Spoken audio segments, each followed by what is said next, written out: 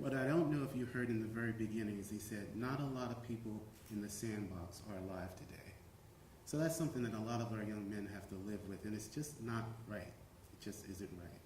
And so again, I'm going to come back to what our program is, how we're working to address this very issue, and our piece of the pie that we offer to collaborate with the other agencies to stem this tide of violence in Philadelphia.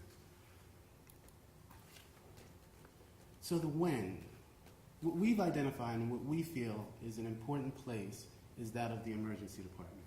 Recognizing that homicide is a huge thing that impacts Philadelphia, but also there's this other issue of non-fatal injury. These are the young people that are in a position where they can choose retaliation or they can choose change.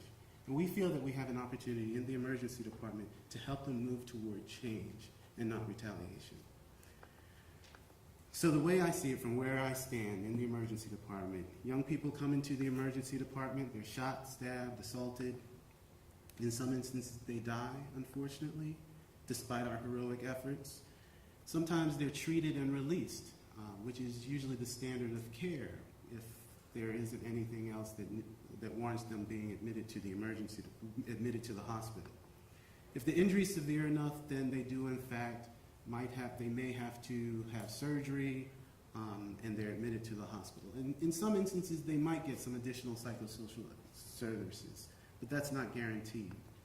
But all too often, without anything being in place to address this injured youth, that cycle of violence just comes right back around. They're injured again.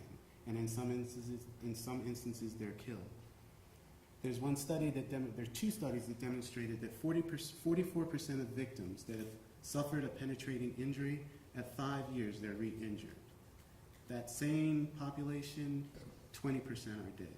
So again, we feel that we have a moment in time where we can have a really impacting, some impact on the choices that our young people might have to make.